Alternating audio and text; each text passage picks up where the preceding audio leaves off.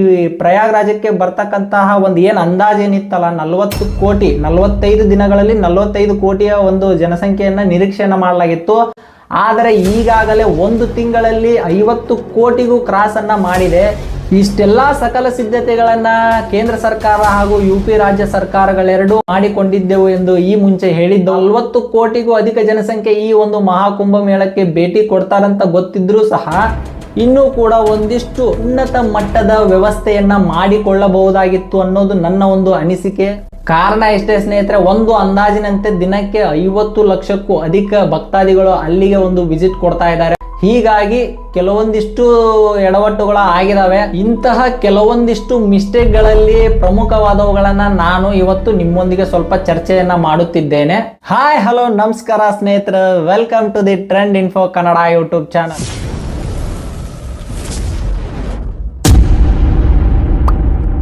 ಹೇಗಿದ್ರಿ ಎಲ್ಲ ಕನ್ನಡಿಗರು? ಚೆನ್ನಾಗಿದ್ರಿ ಎಂದು ಭಾವಿಸುತ್ತಾ ಇವತ್ತಿನ ಈ ಒಂದು ವಿಡಿಯೋನ ಸ್ಟಾರ್ಟ್ ಮಾಡ್ತಾ ಇದ್ದೇನೆ. ಸ್ನೇಹಿತರೆ, ಇವತ್ತಿನ ಟಾಪಿಕ್ ನೀವು ಈಗಾಗಲೇ ನೋಡಿರ್ತೀರಿ ತಮ್ನೇಲ್ ಅನ್ನ. ಸ್ನೇಹಿತರೆ, ನೀವಿಲ್ಲಿ ಒಂದು ಗಮನಿಸಬೇಕು, ಈ ಒಂದು ಚರ್ಚೆ ಕೇವಲ ಒಂದು ನಮ್ಮ ಒಂದು ಅವಶ್ಯಕತೆಗಾಗಿ ಅಥವಾ ಒಂದು ತಿಳುವಳಿಕೆಗಾಗಿ ಮಾತ್ರ ಸ್ನೇಹಿತರೆ. ಇಲ್ಲಿ ಯಾವುದೇ ರೀತಿಯ ಜಾತಿ ಧರ್ಮ ನಿಂದನೆ ಮಾಡೋದಾಗಿ ಏನಾಗ್ಲಿ ಮಾಡೋದಿಲ್ಲ.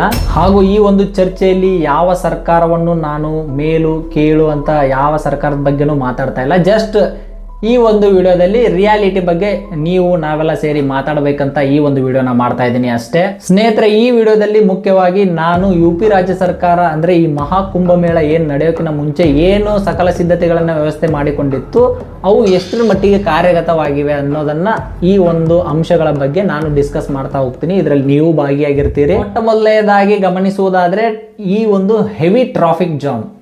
ಯಾಕಂದ್ರೆ ಸ್ನೇಹಿತರೆ, ಇದು 200ರಿಂದ 300 ಕಿಲೋಮೀಟರ್ ವರೆಗೂ ವ್ಯಾಪಿಸಿದೆ ಅಂತಂದು ಹಲವಾರು ಜನರು ಲೈವ್ ಅಲ್ಲೇ ವಿಡಿಯೋ ಮಾಡಿ ತೋರಿಸಿದ್ದಾರೆ. ಬೆಳಗ್ಗೆ 8 ಗಂಟೆ ತನಕ ಬಂದಿದ್ವಿ, ಬಹಳ ಅರ್ಲಿ ಮಾರ್ನಿಂಗ್. ಸರ್, ನಮಗೆ 300 ಕಿಲೋಮೀಟರ್ ಹೋಗಕ್ಕೆ 8 ತಾಸು ಬೇಕಾಗಿತ್ತು. ಈ ಒಂದು ಟ್ರಾಫಿಕ್ ಜಾಮ್ ಏಕೆ ಆಯ್ತು ಅಂತ ಕಾರಣವನ್ನು ಹುಡುಕುತ್ತಾ ಹೋದ್ರೆ ಸ್ನೇಹಿತರೆ, ಸಿಂಪಲ್ಲು, ಅಲ್ಲಿ ಒಂದು ಭಕ್ತಾದಿಗಳು ಎಕ್ಸ್ಪೆಕ್ಟೇಷನ್ಗೂ ಮೀರಿ ಜನಸಂಖ್ಯೆ ಅಲ್ಲಿಗೆ ಒಂದು ತೆರಳುತ್ತಿದ್ದು ಈ ಒಂದು ಕಾರಣದಿಂದ ಈ ಒಂದು ಟ್ರಾಫಿಕ್ ಜಾಮ್ ಉದ್ಭವ ಆಗಿದೆ. ಸಂಖ್ಯೆನೇ ಹೆಚ್ಚಾಗಿದ್ದು ಬಂದ್ಬಿಟ್ಟ ವೆಹಿಕಲ್ಸ್. ಈ ಒಂದು ಸಮಸ್ಯೆ ನಮಗೆ ಅನ್ಸಾಗುತ್ತಿದೆ. ಮೊದಲು ಈ ಟೈಪ್ ಇದ್ದಿಲ್ಲ. ನಾವು ಕೇಳಿದಾಗ ನಮ್ಮ ಫ್ರೆಂಡ್ಸ್ ಎಲ್ಲ ಹೋಗಿ ಅಲ್ಲೇ ಜನದಟ್ಟಣೆ. ಇದಕ್ಕೆ ಯಾವ ರೀತಿಯ ಸರ್ಕಾರ ಎಷ್ಟೇ ಸಕಲ ಸಿದ್ಧತೆಗಳನ್ನ ಮಾಡಿದ್ರೂ ಕೂಡ ಈ ಒಂದು ಟ್ರಾಫಿಕ್ ಜಾಮ್ ಆಗೋದೆ. ಯಾಕಂದ್ರೆ ಸಿಕ್ಕಾಪಟ್ಟೆ ಜನಸಂಖ್ಯೆ ಬೇರೆ ಬೇರೆ ರಾಜ್ಯಗಳಿಂದ ಬೇರೆ ಬೇರೆ ದೇಶಗಳಿಂದ ಬರ್ತಾ ಇರ್ತಾರೆ. ಈ ರೀತಿ ಹಲವಾರು ರಾಜ್ಯಗಳಿಂದ ಈ ಒಂದು ಉತ್ತರ ಪ್ರದೇಶದ ಪ್ರಯಾಗ್ರಾಜ್ಗೆ ಆಗಮಿಸುವುದರಿಂದ ಸಿಕ್ಕಾಪಟ್ಟೆ ಟ್ರಾಫಿಕ್ ಆಗೋದು ಸಹಜ. ಈ ಒಂದು ಸಮಸ್ಯೆ ಕೂಡ ಈಗ ಪ್ರಮುಖವಾಗಿ ಗುರುತಿಸಿಕೊಂಡು ಪ್ರಯಾಗ್ರಾಜ್ಗೆ ಮಹಾಕುಂಭ ಮೇಳಕ್ಕೆ ಬರ್ತಕ್ಕಂತಹ ಒಂದು ಭಕ್ತಾದಿಗಳಿಗೆ ಅಂದ್ರೆ 2 ವೀಲರ್ ಆಗಿರ್ಬೋದು, 4 ವೀಲರ್ ಆಗಿರ್ಬೋದು, ಈ ರೀತಿ ರಸ್ತೆಗಳ ನವೀಕರಣ ಸೇರಿದಂತೆ 700ಕ್ಕೂ ಅಧಿಕ ಒಂದು ಸೈನ್ ಬೋರ್ಡ್ಗಳನ್ನು ನಾವು ಅಳವಡಿಸಿದ್ದೇವೆ ಅಂತ ಹೇಳಿದ್ರು. ಬಟ್ ಇಲ್ಲಿ ಗಮನಿಸಬೇಕಾದಂತಹ ಒಂದು ಪ್ರಮುಖ ವಿಷಯ ಏನಂದ್ರೆ ಸ್ನೇಹಿತರೆ, ಆ 700 ಸೈನ್ ಬೋರ್ಡ್ಗಳಲ್ಲಿ ಕೇವಲ ಹಿಂದಿಯಲ್ಲಿ ಮಾತ್ರ ಒಂದು ಅಳವಡಿಸಲಾಗಿದೆ. ಅಂದರೆ ಈ ನಮ್ಮ ಭಾರತ ವಿವಿಧತೆಯಲ್ಲಿ ಏಕತೆಯನ್ನ ಹೊಂದಿರತಕ್ಕಂಥ ರಾಷ್ಟ್ರ. ಇಲ್ಲಿ ಅನೇಕ ರಾಜ್ಯದವರು ಅನೇಕ ಭಾಷೆಯನ್ನ ಮಾತಾಡ್ತಾರೆ. ಹೀಗಾಗಿ ಈ ಒಂದು UP ರಾಜ್ಯ ಸರ್ಕಾರ ಕೇವಲ ತಮ್ಮ ಪ್ರಾದೇಶಿಕ ಭಾಷೆಯಾದಂಥ ಹಿಂದಿಯಲ್ಲಿ ಕೇವಲ ಈ ಸೈನ್ ಬೋರ್ಡ್ಗಳನ್ನು ನಿರ್ಮಿಸಿದ್ರು. ಹೀಗಾಗಿ ಕೆಲವೊಂದಿಷ್ಟು ಜನರಿಗೆ ತಮ್ಮ ಅಫಿಷಿಯಲ್ ಲ್ಯಾಂಗ್ವೇಜ್ ಹೊರತು ಅಟ್ಲೀಸ್ಟ್ ಇಂಗ್ಲಿಷ್ ಲ್ಯಾಂಗ್ವೇಜ್ ಅಲ್ಲಾದ್ರೂ ಬರೆದಿದ್ರೆ ಅನುಕೂಲವಾಗ್ತಿತ್ತು ಅನ್ನೋದು ಅಲ್ಲಿಗೆ ತೆರಳಿರ್ತಕ್ಕಂತಹ ಅನೇಕ ಬೇರೆ ರಾಜ್ಯದ ಜನರ ಒಂದು ಅಭಿಪ್ರಾಯ ಅಂತ ಹೇಳ್ಬೋದು. ಮೂರನೇದಾಗಿ ನಮ್ಮ ಜನರ ಒಂದು ತಪ್ಪಂತ ನಾನು ಇದನ್ನ ಹೇಳ್ತೀನಿ. ಈ ಒಂದು ಮೂರನೇ ರೀಸನ್ ಏನಪ್ಪಾ ಅಂತಂದ್ರೆ, UP ರಾಜ್ಯ ಸರ್ಕಾರ ಈ ಒಂದು 1,500 ಕೋಟಿಗಳನ್ನ ಖರ್ಚು ಮಾಡಿ 1.5 ಲಕ್ಷಕ್ಕೂ ಅಧಿಕ ಬಯೋ ಶೌಚಾಲಯಗಳನ್ನ ನಿರ್ಮಿಸಿದ್ದರು. ಬಟ್ ನಮ್ಮ ಜನ ಹೊರಗಡೆ ಶೌಚಾಲಯ ಅಂದ್ರೆ ಬಯಲು ಮಲಮೂತ್ರ ವಿಸರ್ಜನೆ ಮಾಡೋದ್ರಲ್ಲಿ ಎಕ್ಸ್ಪರ್ಟ್ ಅಂತ ಹೇಳ್ಬೋದು.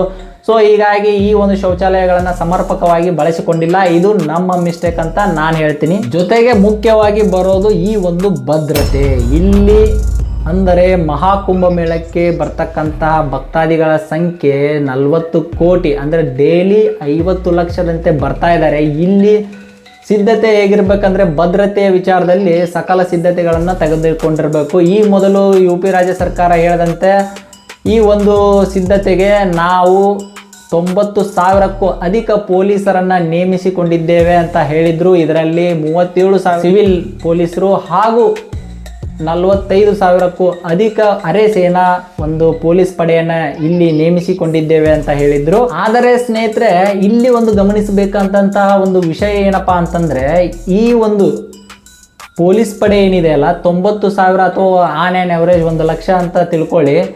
ಈ ಒಂದು ಸಂಖ್ಯೆ ಅಲ್ಲಿ ಆಗಮಿಸಿರ್ತಕ್ಕಂಥ ಭಕ್ತಾದಿಗಳ ಸಂಖ್ಯೆಗೆ ರೇಷಿಯೋ ಕಂಪೇರ್ ಮಾಡಿದರೆ ಅಷ್ಟೊಂದು ನನಗೆ ಸರಿ ಅನಿಸ್ಲಿಲ್ಲ. ಯಾಕಂದರೆ ಸ್ನೇಹಿತರೆ, ನೀವು ಆನ್ ಆ್ಯನ್ ಅವರೇಜ್ ತೊಂದ್ರೂ ಅದು ತುಂಬ ತೀರಾ ಕಡಿಮೆ ಅಂತ ಹೇಳ್ಬೋದು.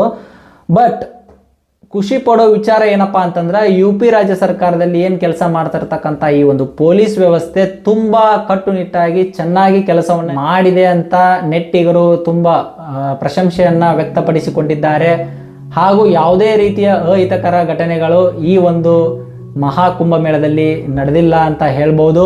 ಸೊ ಹೀಗಾಗಿ ನನ್ನ ಒಂದು ಮನವಿ ನಿಮ್ಮೆಲ್ಲರ ಪರವಾಗಿ, ಈ ಒಂದು ವಿಡಿಯೋನ ಯಾರು ನೋಡ್ತಾ ಇದ್ದೀರಿ ಅವರೆಲ್ಲ ಕಮೆಂಟ್ ಮೂಲಕ ಇಲ್ಲಿ ಕೆಲಸ ಮಾಡಿದಂಥ, ಅಂದರೆ ಈ ಒಂದು ಮಹಾಕುಂಭಮೇಳದಲ್ಲಿ ಕೆಲಸ ಮಾಡಿದಂತಹ ಒಂದು ಪೊಲೀಸ್ ವ್ಯವಸ್ಥೆಗೆ ನೀವೆಲ್ಲ ಕೃತಜ್ಞತೆಯನ್ನು ಹೇಳಬೇಕು. ಈ ಒಂದು ವಿಚಾರದಲ್ಲಿ UP ರಾಜ್ಯ ಸರ್ಕಾರ 100ಕ್ಕೆ 100 ಅಂಕಗಳನ್ನು ಪಡೆದುಕೊಂಡಿದೆ. ಅಂದರೆ ಇರೋ ಕಡಿಮೆ ಪೊಲೀಸ್ ಸಂಖ್ಯೆಯಲ್ಲಿ ಒಳ್ಳೆಯ ಕರ್ತವ್ಯವನ್ನು ನಿರ್ವಹಿಸಿ ಜನರ ಒಂದು ಮೆಚ್ಚುಗೆಗೆ ಪಾತ್ರವಾಗಿದೆ ಅಂತ ಹೇಳ್ಬೋದು ಸ್ನೇಹಿತರೆ. ಈ ಮಹಾಕುಂಭ ಮೇಳದಲ್ಲಿ ನಮ್ಮ ಇಸ್ರೋ ಕೂಡ ಭಾಗವಹಿಸಿದೆ ಅಂತ ಹೇಳ್ಬೋದು. ಇವರು ವೇಸ್ಟ್ ಮ್ಯಾನೇಜ್ಮೆಂಟ್ಗೆ ಒಂದು ಸಹಾಯ ಮಾಡಲು ಇವರಿಂದ ಒಂದು ಕೊಡುಗೆಯನ್ನು ಕೊಟ್ಟಿದ್ದಾರೆ.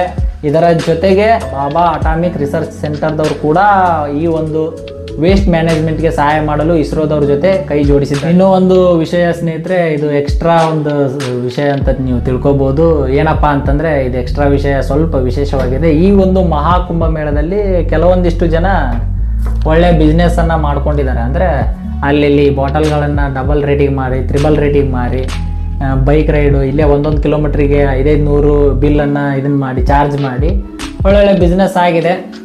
ಒಂದು ಅಂದಾಜಿನಂತೆ ಈ ಏನು UP ರಾಜ್ಯ ಸರ್ಕಾರ ಈ ಮೊದಲೇ ಹೇಳಿತ್ತು, ಈ ಒಂದು ಮಹಾಕುಂಭ ಮೇಳಕ್ಕೆ 4 ರಿಂದ 5 ಸಾವಿರ ಕೋಟಿ ಖರ್ಚು ಮಾಡಿ 2 ಲಕ್ಷ ಕೋಟಿಗೂ ಒಂದು ಅಧಿಕ ನಿರೀಕ್ಷೆಯನ್ನು ಇಟ್ಟುಕೊಂಡಿದ್ರು. ಅದು 100% 2 ಲಕ್ಷ ಕೋಟಿ ಅಲ್ಲ, ಅದಕ್ಕಿಂತ ಇನ್ನೂ ಜಾಸ್ತಿನೇ ಆದಾಯ ಒಂದು ಇನ್ಕಮ್ ಅಲ್ಲಿ ಜನರೇಟ್ ಆಗುತ್ತೆ. ಈ 2 ಲಕ್ಷ ಕೋಟಿ ಪೂರ್ಣ ಪ್ರಮಾಣದಲ್ಲಿ ಅಂದರೆ UP ರಾಜ್ಯ ಸರ್ಕಾರಕ್ಕೆ ಒಂದು ಅನುಕೂಲವನ್ನ ಮಾಡಿಕೊಡುತ್ತದೆ ಅಂತ ಹೇಳ್ಬೋದು. ಹಾಗೂ ಈ 45 ದಿನಗಳಲ್ಲಿ ಜನರೇಟ್ ಆಗ್ತಕ್ಕಂತಹ ಈ 2 ಲಕ್ಷ ಕೋಟಿ ನಮ್ಮ ಒಂದು ಆನ್ಯುವಲ್ ಅಂದರೆ ನಮ್ಮ ಕರ್ನಾಟಕದ ವಾರ್ಷಿಕ ಬಜೆಟ್ಗೆ ಸಮನಾಗಿದೆ ಅಂದರೆ ಅಚ್ಚರಿ ಪಡುವಂತಿದ್ದೇನಿಲ್ಲ.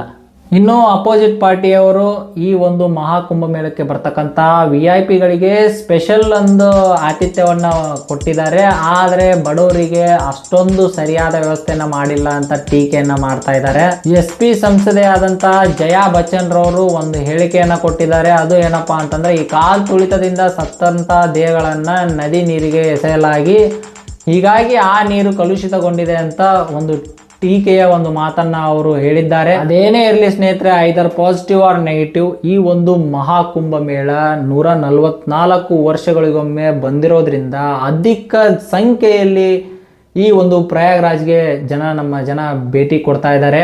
UP ರಾಜ್ಯ ಸರ್ಕಾರ ಬಿಫೋರ್ ಏನು ನಾವು ವ್ಯವಸ್ಥೆಯನ್ನ ಮಾಡ್ಕೊಂಡಿದ್ವಿ ಅಂತ ಹೇಳಿತ್ತು, ಆ ಒಂದು ವ್ಯವಸ್ಥೆಗೆ ತಕ್ಕಂತೆಯೇ ಚೆನ್ನಾಗಿ ಮಹಾಕುಂಭ ಮೇಳವನ್ನು ನೆರವೇರಿಸಿಕೊಂಡು ಬಂದಿದ್ದಾರೆ. ಇಲ್ಲಿವರೆಗೂ ಯಾವುದೇ ರೀತಿಯ ಅಹಿತಕರ ಘಟನೆಗಳು ನಡೆದಿಲ್ಲ. ಸ್ವಲ್ಪ ಪ್ರಮಾಣದಲ್ಲಿ ನಡೆದಿದ್ದಾವೆ. ಬಿಕಾಸ್ ಆಫ್ ಜನಸಂಖ್ಯೆ ಅವರೇನು ಎಕ್ಸ್ಪೆಕ್ಟ್ ಮಾಡಿದ್ರು ಅದಕ್ಕಿಂತ ಜಾಸ್ತಿ ಜನ ಅಲ್ಲಿಗೆ ವಿಸಿಟ್ ಕೊಡೋದ್ರಿಂದ ಈ ರೀತಿ ಆಗಿದೆ. ಅದನ್ನು ಬಿಟ್ಟರೆ ಯಾವುದೇ ರೀತಿಯ ತೊಂದರೆಗಳು ಅಲ್ಲಿ ಆಗಿಲ್ಲ. ಅಂದರೆ ಒಳ್ಳೆಯ ರೀತಿಯ ಒಂದು ವ್ಯವಸ್ಥೆಯನ್ನು ಸರ್ಕಾರ ರಚನೆ ಮಾಡಿ ಅದು ಯಶಸ್ವಿಯಾಗಲು ಕಾರಣವಾಗಿದೆ.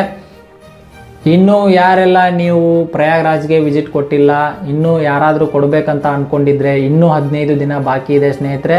ಈ 15 ದಿನಗಳ ಒಳಗಾಗಿ ನೀವು ಹೋಗ್ಬೋದು. ಹೋಗಿ ವಿಸಿಟ್ ಕೊಟ್ಟು ಈ ಒಂದು ಅದ್ಭುತ ಕ್ಷಣಕ್ಕೆ ನೀವು ಕೂಡ ಕಾರಣರಾಗ್ಬೋದು ಅಂತ ಹೇಳ್ತಾ, ಈ ಒಂದು ಮಾಹಿತಿ ನಿಮಗೇನಾದರೂ ಇಷ್ಟ ಆಗಿದ್ದರೆ ಪ್ಲೀಸ್ ನಮ್ಮ ಒಂದು ವಿಡಿಯೋಗೆ ಲೈಕ್ ಮಾಡಿ ಹಾಗೂ ನಮ್ಮ ಚಾನೆಲನ್ನು ಸಬ್ಸ್ಕ್ರೈಬ್ ಮಾಡಿ. ಯಾಕೆಂದರೆ ಇದೇ ರೀತಿಯ ಒಂದು ವಿಡಿಯೋಗಳನ್ನು ನಾವು ಮುಂದಿನ ದಿನಗಳಲ್ಲಿ ಅಪ್ಲೋಡ್ ಮಾಡ್ತಾ ಹೋಗ್ತೀವಿ. ಈ ಒಂದು ವಿಡಿಯೋನ ನೋಡಿದ್ದಕ್ಕೆ ನಿಮಗೆ ಧನ್ಯವಾದಗಳನ್ನು ತಿಳಿಸ್ತಾ ಮತ್ತೆ ಮುಂದಿನ ವಿಡಿಯೋದಲ್ಲಿ ಸಿಗ್ತೇನೆ ಅಂತ ಹೇಳ್ತಾ, ಬಾಯ್ ಫ್ರೆಂಡ್ಸ್.